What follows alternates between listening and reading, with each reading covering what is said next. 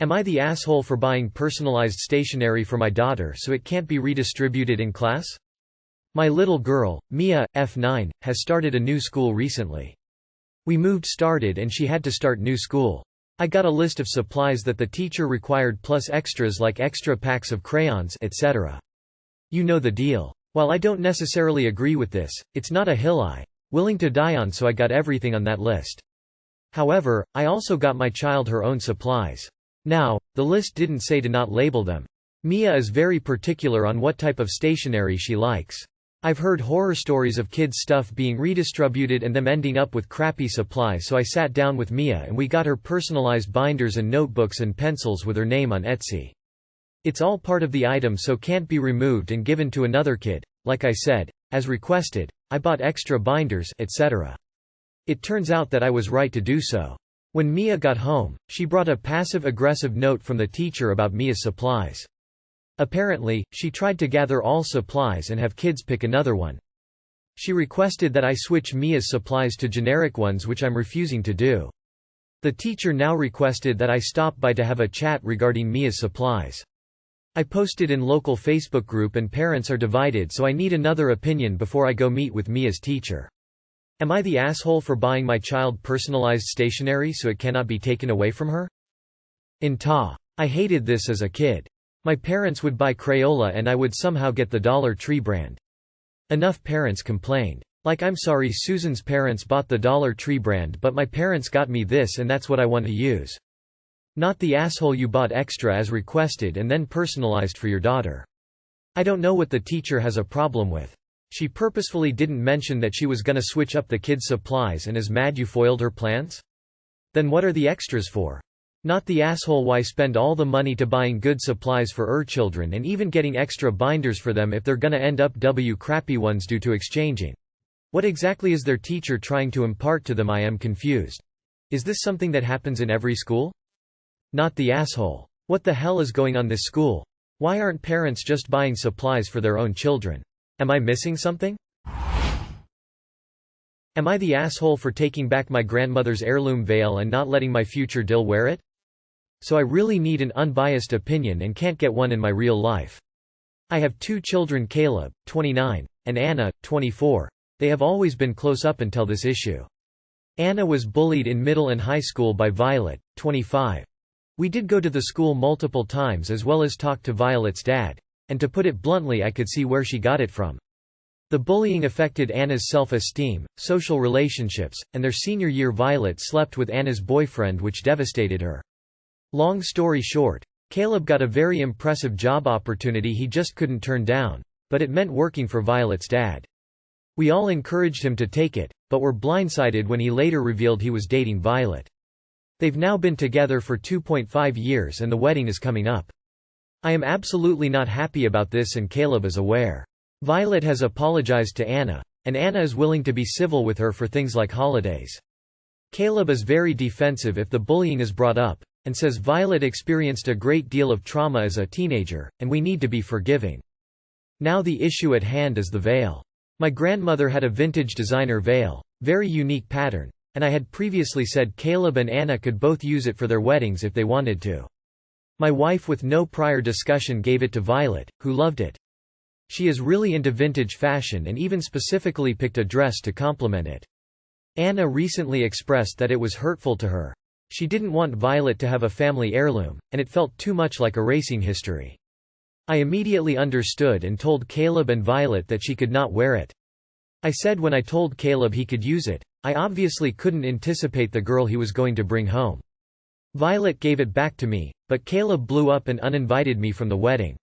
Now my wife is angry at Anna and says I need to give it back to Violet. She said Caleb has never truly seemed happy before, true, and that if I was a good dad I would at least like Violet for making him happy. She said I'm coddling Anna, favoring her over Caleb, and she threatened to steal the veil and sneak it to the wedding. Not the asshole. First, your wife shouldn't be giving your heirlooms without much of a talk with you, regardless. Second, I totally understand. Considering your account of events, Anna is hurting a lot. Your wife, however, perhaps should be reminded that she is also Anna's mother at the end of the day. As for Caleb, I wouldn't date my sibling's bully in a million years. Not even if they got coveted in gold. Not the asshole. Violet wasn't just a bully, she literally fucked Anna's boyfriend. Nobody made her do that. Not her trauma, not anything made her do that, but her being a bad person. And now your son is dating her? The selfishness there is astounding. Your wife is part of the problem. Anna is more important than Violet. Period. Am I the asshole for not wanting to share my parents' inheritance with my sister? We live in Germany. My parents did a legal procedure with some lawyers to leave my sister out of their heritage. My sister and my parents never had a good relationship. She left the house when she was 16. I always been kind of neutral. I still saw my sister after she left, but I also lived with my parents and took care of them. I know my parents have been unfair to my sister, but they are still my parents and I love them. My dad died from cancer 6 years ago and my mother had dementia. She died last year. I took care of both of them until they sadly passed away. As I said, they did something with some lawyers and put the house and other stuff at my name when they got sick, so my sister wouldn't have anything. Yet when my mother died, I offered to my sister to give her half of what my parents gave me, but she refused and said she didn't need anything from them. I spend the money. I am NPW living in my parents' house, but I needed to fix it a bit. I also opened a bakery which still is not doing good. I opened 4 months ago, and paid debts and stuff. My sister contacted me to ask me for the money I offered before because she has debts and she needs it. I told her I can't give it to her anymore because I have debts too and I am counting on using the money. She called me and told me her children will be homeless if I don't give her the money. I feel bad, but I can't help her now. I have some money from the heritage, but as I said, I'm counting in that money to pay my own debts. Am I wrong for not wanting to share this money with her? Not the asshole. If you actually offered it to her and she refused, you have no obligation to her now. Especially if you really need it. Not the asshole, you even offered and she initially refused. Your parents wanted you to have these assets. I think if you didn't need the money, then maybe you could help, but now you can't and your sister is the asshole for guilt-tripping you like that. I'm sorry for your loss.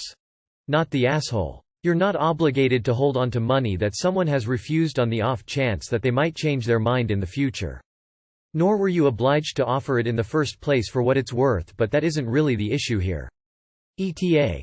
If you by chance have documentation of your sister declining the money, make sure to hang on to it just in case. Update. Am I the asshole for letting my son call my best friend, Dad? Original post, here. I never thought I'd be back with an update this soon, or that this would be the update. I came home Thursday with a plan to talk to my wife. I texted her in advance so I was able to jump right in when I arrived. As suggested to me in the comments of the op, I was vulnerable. I told her I was feeling exhausted and worn down. I said frustration had built up with her being so uninvolved. I said I wanted to see real, major change in the way she interacts with Oliver within the next 2 months, or an ultimatum of her getting help, divorce would be given. I also made it clear that if she wanted to get help now and not wait those 2 months, that was also acceptable. I would assist her however she wanted, but I wanted to see some initiative being taken for our child. At first, I was met with anger. Eventually we were able to have a genuine conversation where she admitted that she didn't feel maternal at all. She felt I had pushed her too hard to have Oliver when she got pregnant, and she often wonders what our life would be like she had made a different choice. Obviously this was all hard for me to hear. Resentment was building up on both sides, but did it have to build for nearly 3 years? I can't help but feel like it was mostly her responsibility to bring up this conversation. My frustration was over her treatment of our son. Her frustration was over us having a son at all. I can't even fathom a world without Oliver in it, while she was pondering what our life looks like if he never existed. It's been a few days since the conversation, and I'm still feeling a lot. I feel sad for her. I'm very angry for my son and I that the last 3 years could have looked different, saved us from so much pain and exhaustion and negative emotion. It doesn't feel fair. She and I are going to start the divorce process soon. I'm hoping that it will remain civil. I called my parents to update them on the situation. They've been unconditionally supportive of me and were ready to jump into action mode to help. They will financially support us for the time being, and offered us a place to stay. Matt and I discussed it and we don't think that's a viable option. Oliver is already going through a big life change, so taking him out of state to a house he's unfamiliar with would be harmful. It would also complicate things during the divorce. We're moving in with Matt. On top of all the practical reasons why it makes sense, Matt expressed that he would hate for us to be so far from him, that anywhere he is would always be a home for Oliver and I. We still have a lot of things to pack, but we've been here since that conversation. Oliver was already used to life here, so the transition has been smooth. I have a lot of emotions to work through and plan on starting therapy soon. Edit. The mentions of coercion and force are ridiculous. Sam has never said outright that she didn't want a child. In fact, we had conversations prior to marriage about starting a family together. It was just never planned that it would happen so early into our marriage. She was scared about having him so early, and I did my best to assuage those fears by reassuring her, but always giving the option for her to have an out should she want it. There was never the expectation put upon her that she needed to have the baby. This is actually really sad. There's nothing wrong with not wanting children, but when the child is there you have to make some tough decisions. Sounds like you guys made the right one for your son, before he starts to notice his mom's emotional absence.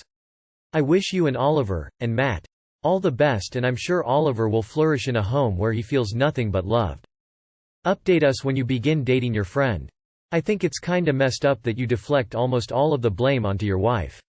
You literally say it was almost entirely her responsibility to talk. Approaching conflicts, issues with your partner from a "I'm right, you're wrong" perspective is always going to result in you losing even if you think you win. It was your relationship too. You could have had that genuine conversation at any time. Well, good luck with everything.